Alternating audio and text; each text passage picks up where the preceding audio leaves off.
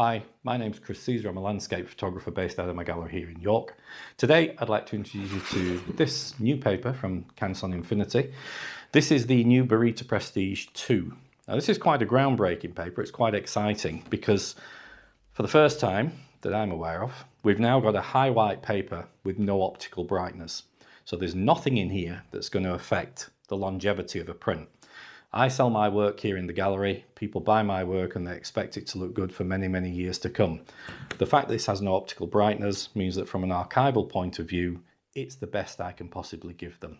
So it's cotton-based paper, no brightness. Other than that, it's got the same characteristics that the old Prestige, which was a really popular product, that one had. So for example, 340 grams a square meter. That gives us quite a rigid, strong, sort of secure feel to the paper, really. It's got lots of integrity. It's a pleasure to handle. It's also smooth. It's got quite a smooth surface. There is a slight texture. It's not like a stipple. It's more like a slightly sculpted sort of effect. So imagine like orange peel, but very faint. But overall, the finish is quite smooth. So we've got this heavy, smooth gloss media now, as I say, without the brightness. So it's a really exciting paper to be able to look at.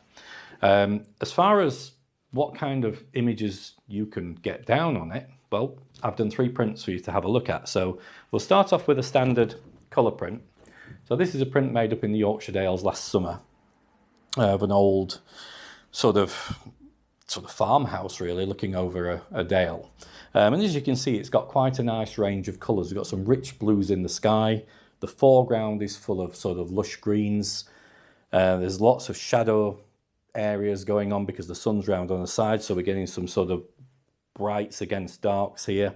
And we've got some different colours here, some lovely sort of sunlight affecting the grasses in the foreground. So the first thing to notice, that I notice with this, is the fact that it's got the colours down really accurately. Everything looks fantastic. Obviously, there's a really good sort of range of tones because of the D-Max this paper has. So the whites in the clouds and these dark areas have really rendered well. Lots of detail as well. It's important that a paper can show detail. This paper shows tons of detail. So all these areas here in the wall and some of the areas where we've got small rocks in the foreground here and maybe some of the trees, bags of detail. So standard colour picture. This is going to give you a punchy result, and it's going to be a pleasure to use across the bulk of your work. Where I think it offers things that other papers maybe would struggle are images like this. So this is a night scene from Rome. And obviously when we do sort of travel photography in cities, we tend to work quite a lot in blue hour or just after. So this is after blue hour. This is coming on night time. So we start to get these very dark areas, and then the bright areas where the city lights are actually sort of lighting things up. So this paper, because of that tonal range that it can display, we can have these bright areas. Obviously we've got quite a bright white paper, so they're going to be rendered quite white if they are indeed white. But we've also got this ability to really get down some darks. So the dark areas are printed beautifully, and this lets the brighter areas kind of shine through. It's almost like a 3D effect. So this paper can offer you things, if you're doing this kind of photography, that maybe some of the other papers can't quite match because they don't quite have that D-Max that this paper has. So it's fantastic for this kind of image. And again, beautifully smooth. Overall, the effect is quite glossy. There is that slight texture.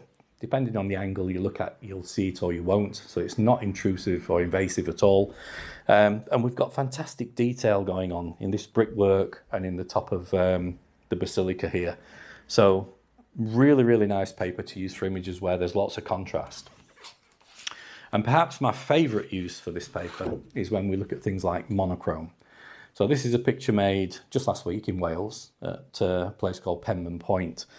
And this picture, obviously I've added a vignette to it just to kind of force the eye into the centre a little bit more. So that we've got some strong blacks here in the graded down sky, but we've also got some strong blacks in these foreground rocks, and the vignettes just also added some blacks into the corners.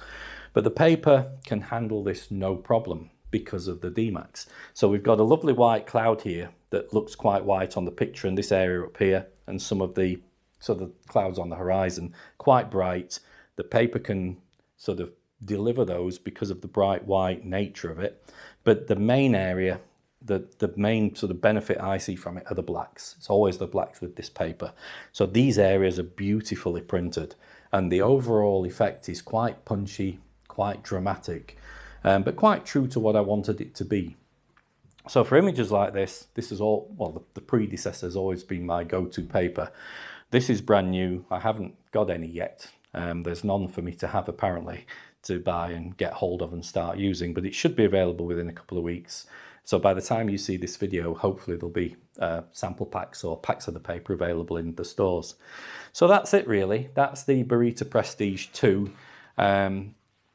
The key things that I take from it are the fact that it's got no optical brighteners, and yet it's got the same high Dmax that the predecessor had. So there's no compromise. As usual with the Canson Infintiy range, I can use this without worry that the work will sort of deteriorate in a way, or I won't be able to show the work how I want to, because the paper and its characteristics let me do everything that I would want to do with any of my images. So it's a fantastic paper, and I really look forward to using it. So keep your eyes open. I'm sure there'll be an announcement from Canson Infintiy as to when it's available and when you can get hold of things like sample packs. So until next time, thank you.